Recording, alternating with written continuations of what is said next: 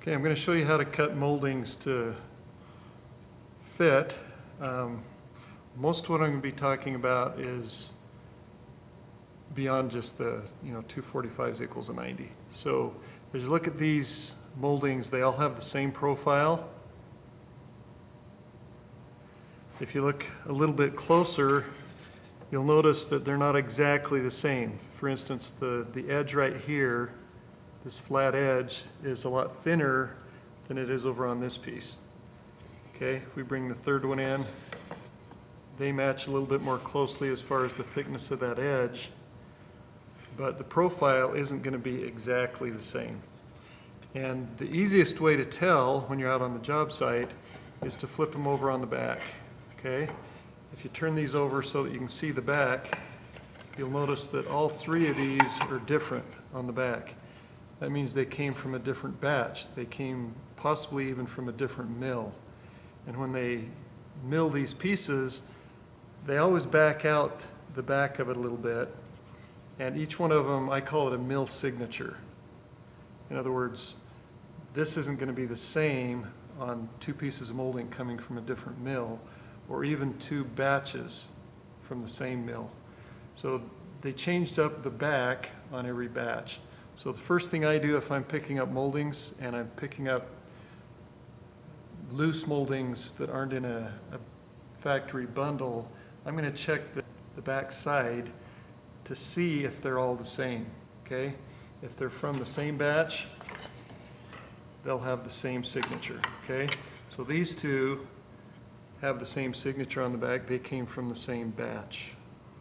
So that's the first thing. Get moldings from the same batch or they're never going to fit no matter how good you cut them. Okay, make sure you have a decent quality saw. Most of your name brands, Milwaukee, Makita, DeWalt, they're all going to have good saws. Okay, the saw isn't going to cause the problem. The problem is usually not understanding why the molding doesn't fit. Okay, and most of the time when you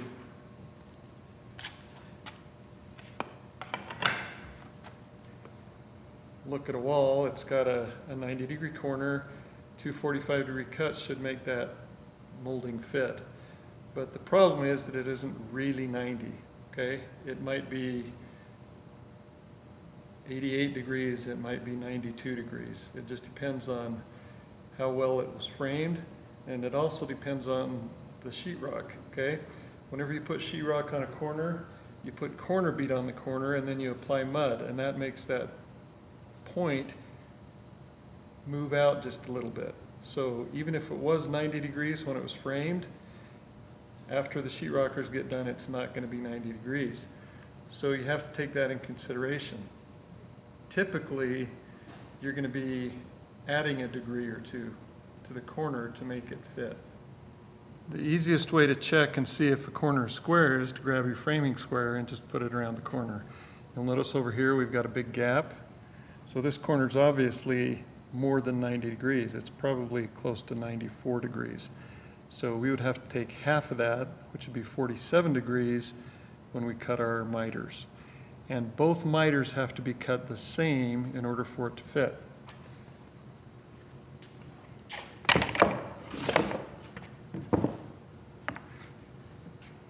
This one's a lot closer. You notice it's almost 90 degrees, but it's still off by half a degree or so. And that will make your molding so that it doesn't fit quite right. When you look at the back of the molding, if your fence on your miter saw isn't tall enough, this molding will actually tip over the fence, okay, because of the area that they've backed out at the mill. So you have to make sure that it's tall enough. If it's not tall enough, you can always put something flat behind it. Okay, this is just a scrap of OSB that I can put behind it to make my molding so that it's tight on the top and the bottom. It's standing up perfectly straight. If it's tipped over the fence, it's obviously not going to cut that angle square. So be sure you check that.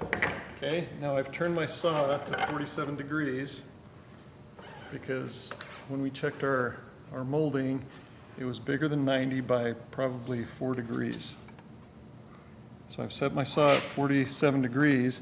Now when I make my cut, I need to make sure that I hold that molding tight against the fence. It can't move while I'm making my cut. And just the fact that you're cutting on an angle means that every time one of those teeth on your blade hits, it's going to try and shove the piece of molding in that direction. Okay, it's pushing that way, but it's also pushing that way. So if the molding moves, you won't get a good cut.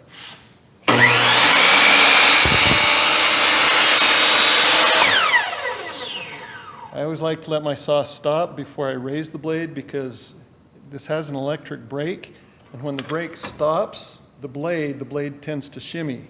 And if it shimmies while it's being raised up, it's going to make a nick in your cut. Don't try and cut too fast. Faster you cut, the rougher the cut is going to be. Okay, that's making a really fast cut. Okay, can you see the tooth marks from the saw? They leave a really, really rough cut. If I slow that down,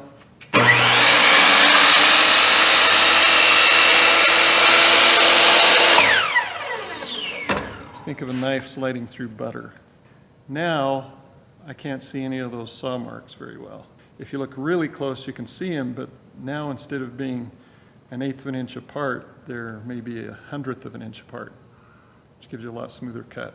So you want to make sure that that cut is smooth. Okay, now we're going to take our other piece. Remember, we have to go 47 degrees in the opposite direction.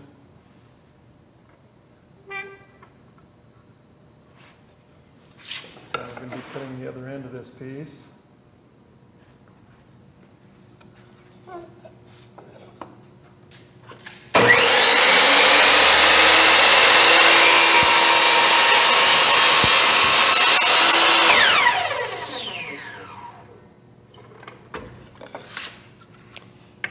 Okay, so I have my two cuts. They both look pretty smooth. We're going to go over and try those for fit. When I put those on my wall sample, I'm going to hold them really tight to the wall, okay, and then slide them together, and you'll notice that joint fits pretty well. No gaps on the front, no gaps here on the back. Okay, we've got a nice fit. So what if you have a joint that is not a standard 90-degree corner? Okay, you notice this piece is cut with a non-90-degree corner. I don't know what the angle is, but to find out what the angle is, I'm going to just take two scraps. These have to be exactly the same width. So I just ripped them on my table saw. I'm going to put one of them here and one of them here. Just imagine this is the wall. I'm trying to find this corner. Okay, if I mitered two pieces, the miter would start here and it would end out here where the two pieces cross. So I'm just going to take and put that corner right where the two cross. I'm going to come back here and I'm going to mark where the corner of the wall is. Okay, now I'm going to take it over to the saw and I'm going to cut a line from this corner to my mark. I put it on my saw and I just adjust. I'm watching the slot here in the table of the saw, and I'm going to turn that until it's at the same angle that my marks are at. So you can see the mark back here and the mark up at the front. Okay, that's pretty close. I'm going to take both moldings, just stack them on top of each other.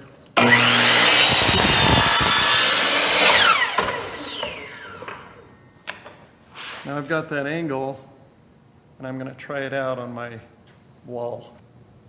Okay, you can see that there's a slight gap over here, fits tight here. I'd rather have that just opposite. If it's a little bit tight out here, that means the part of my moldings that you see is going to be tight. So I'm going to cut this just maybe 1/2 degree more. Okay, back at the saw, I just turn my saw slightly and make another cut. Okay, I've adjusted it until I'm tight out here on the end. There's a slight gap right here next to the corner. Okay, that's exactly how I want it. Most of our moldings are only 1/2 to 5/8 of an inch thick, and you wouldn't even notice the gap on those, but I'm guaranteed that it will be tight out on the point.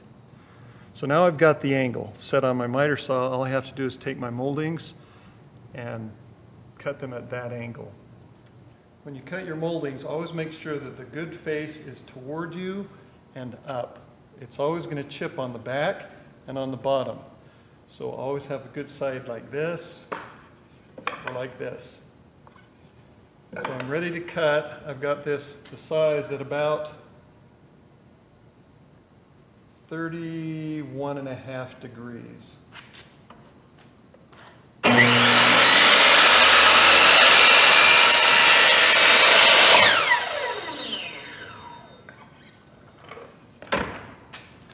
Turn it the other direction, 31.5.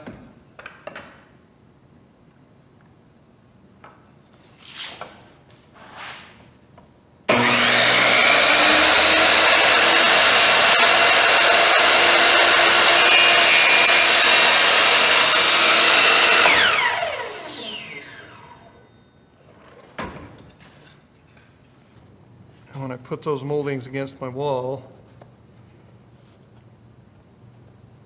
I should have a perfect fit.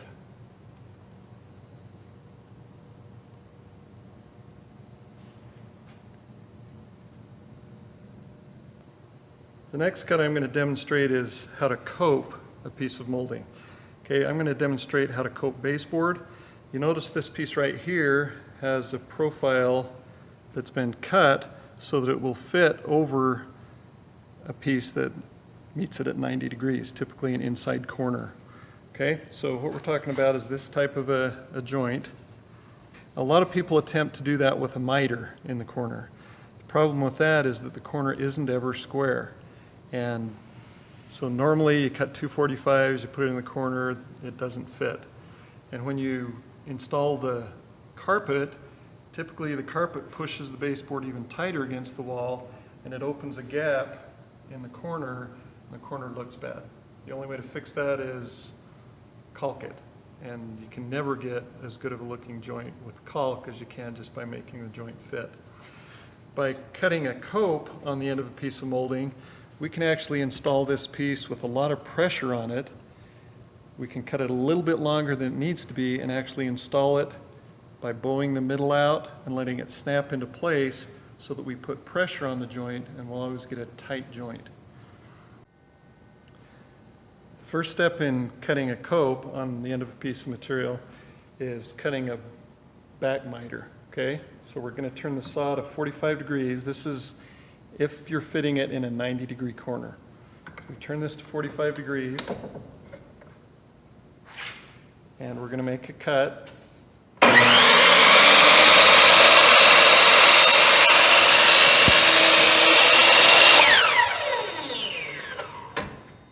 So you notice now we can see the profile that needs to be cut at. So I'm going to just darken that in because once you start cutting, it's going to be really hard to see your line. So we're going to make that line a lot more visible. I'm just using the side of the lead on a pencil. So now that's going to stand out so that I can see it really well. Okay, I'm just coming to the corner of my workbench so that I can actually do a little bit of undercutting when I make my cut. So this is a coping saw. I like one that's got a really fine blade. This is probably about 20 teeth per inch. So it's fine. For this particular type of wood, this is pine, it's going to work really well. Okay, as this fits against the other piece, it needs to have the top edge right here square so that it will actually fit right up here against this piece. So that's the first thing I'm going to do. Just get my saw square. Now this could be done on the miter saw. Just have to be careful not to overdo it. And I like to just kind of hold the blade in place. I always make sure that I'm on the back side of the blade and just hold that in place. Then I'm going to come and start my cut, and I'm actually going to undercut. That means the saw is at an angle to the piece, okay? If I cut straight, perpendicular to the piece, it's going to make it really hard to fit it. It'd have to be perfect in order for it to fit. So I'm actually going to tip my saw on a slight angle, about 5 degrees, and I'm going to start right behind that square cut that I just made, and I'm going to get over to my line. Okay, if you don't get over to your line, back up, start again. We don't ever want to cross the line, okay? Get as close as you can without crossing the line, and if you get too far away, just back up. So you can see I've done just that little portion of the cut. Okay, now a coping saw was originally designed for the teeth to point the other direction, toward the handle.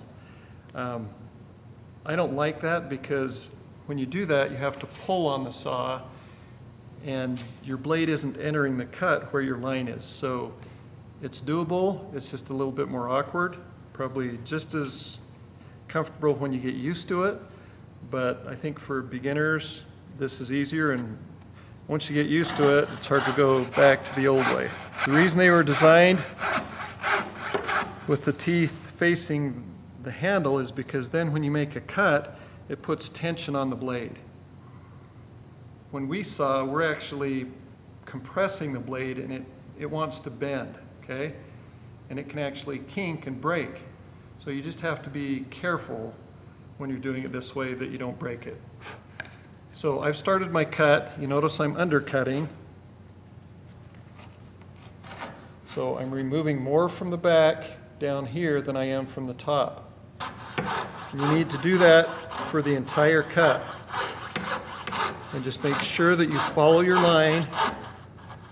If you get away from your line, go back. Trim it off now because it's a lot easier with a coping saw than it is any other way.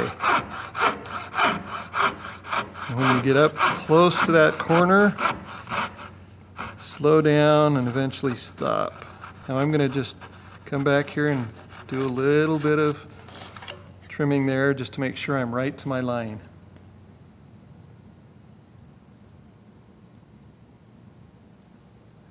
Okay, that can be broken off or it can be left there, whatever. Now I'm going to come back here. I don't try and turn the corner right here because I would have to back up, I'd have to widen my curve. It just makes it a little bit awkward. It's a lot faster to just come in from this direction. Get over to the line. And you notice I'm still undercutting, okay? Every cut has to undercut.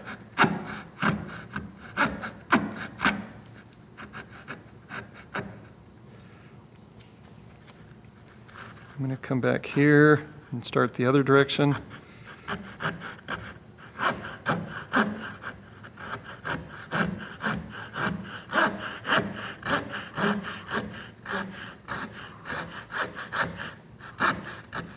The hardest part to cut is probably this tiny radius. I could back up, cut on the outside of that line and open this up a little bit so that I can make the turn. But it's just easier to come in here and cut from the other side.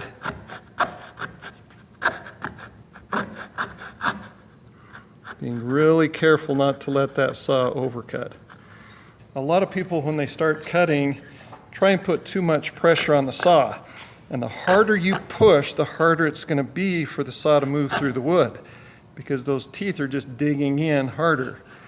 You just need to let up, let the saw glide through the work. It's a good idea to just practice this before you start on the cope. Okay, get the feel of the saw. It shouldn't be hard to push. If it is, you're pushing too hard. Okay, the only thing left to do on this cut looks pretty good. I don't think I need to touch that up at all, maybe just right on the very beginning. I'm using a rasp, not a file, and I'm just taking off anything that sticks out past my line. Right here still looks pretty good. Right there I need to remove a little bit. And you notice I'm holding the file at an angle. Okay, I don't hold it perpendicular. I always want to undercut a little bit. That's so that this edge will be tight. I don't care about the back being super tight.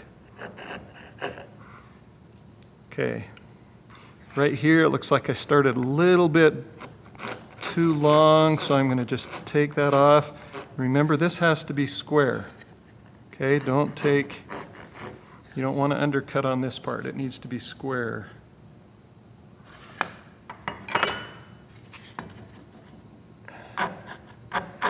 Using a round rat tail rasp, I'm just using the very skinny end of it just to round out that little portion of that cut. And then I'm going to get where it's a little bit wider, a little bit bigger to do this part. I'm only cutting on the downstroke, okay? If I pull upward with pressure on my rasp, it'll splinter up on the top edge, okay? And you'll get a really ugly cut.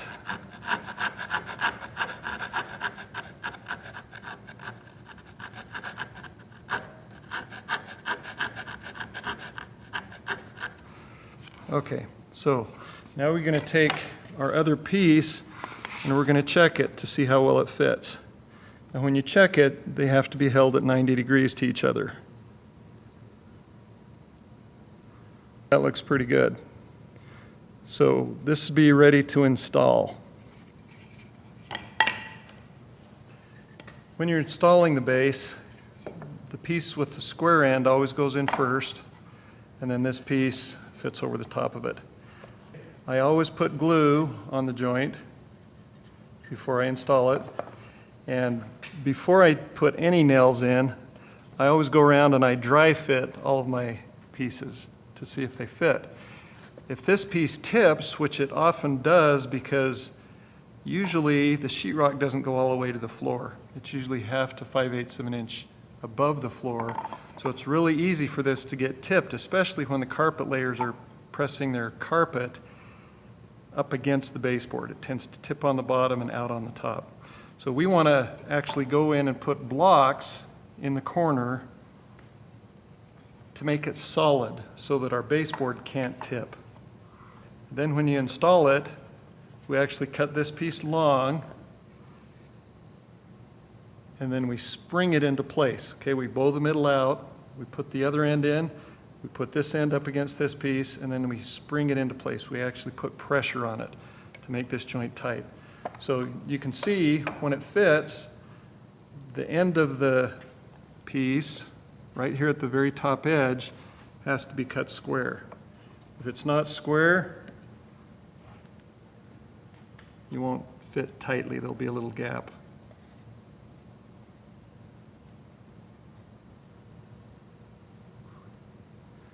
This shows you how you can have a really good joint on the front. If you undercut the top edge, you'll actually have a little hole up in here, okay? And we don't want that, so make sure you cut it square. A lot of people don't really get what the undercut is. We're just cutting this on an angle more than 90 degrees by 3 to 5 degrees is all you need, so that when it touches the other piece, this top edge is tight.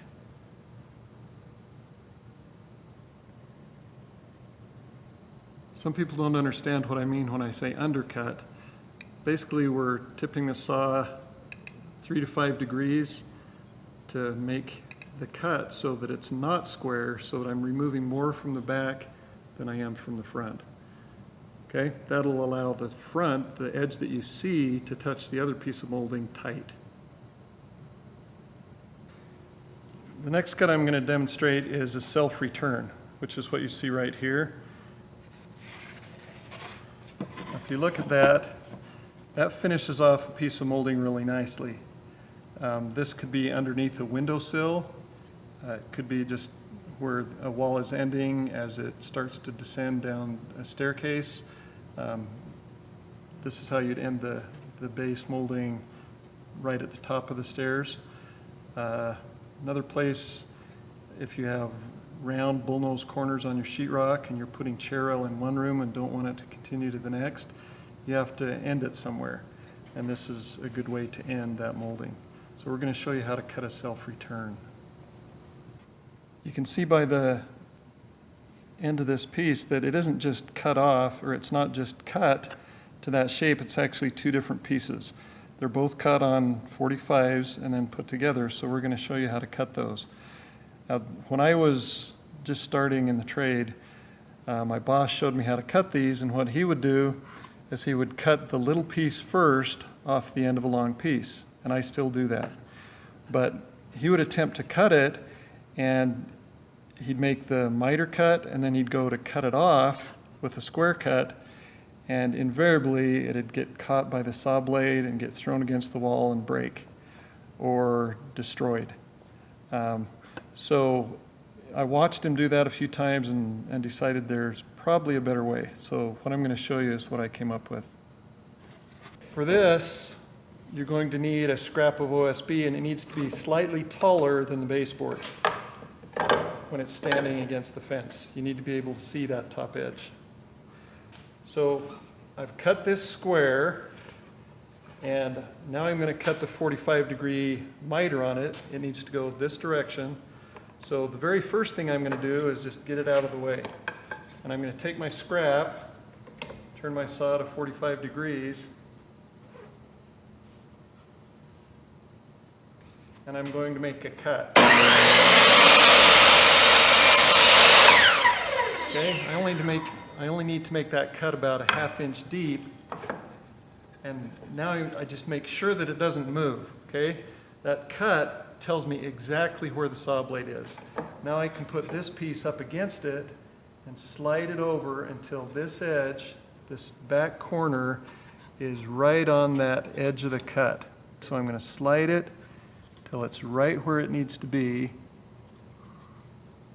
Hold it really tightly in place and make my cut.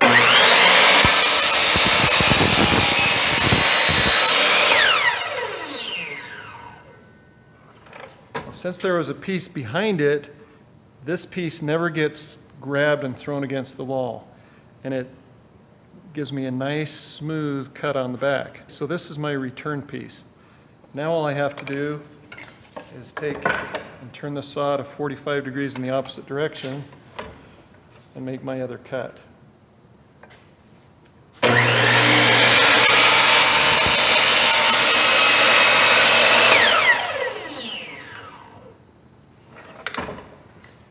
Now I have my two pieces.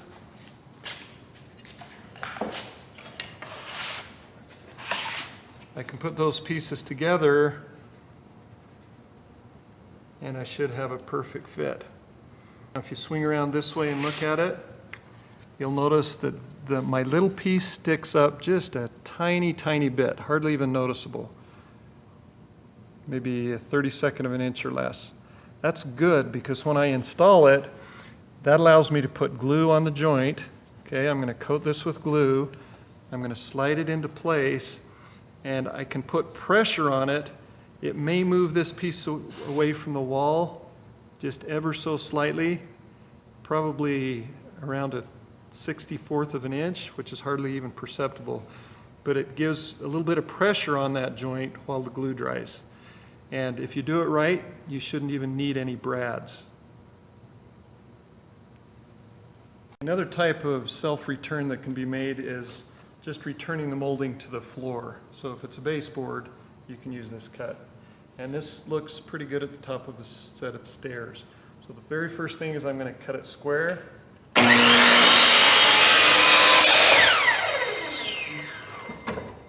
And this piece is going to be coming up from the floor, so it needs to be mitered back this direction.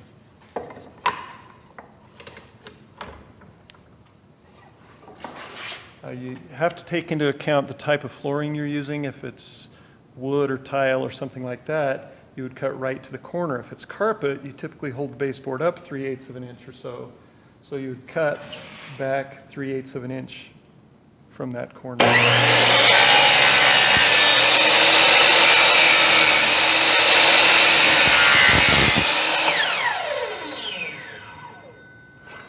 So I'm cutting this for carpet, so I leave this little piece 3/8 of an inch long. And I turn the saw the other direction and make my cut.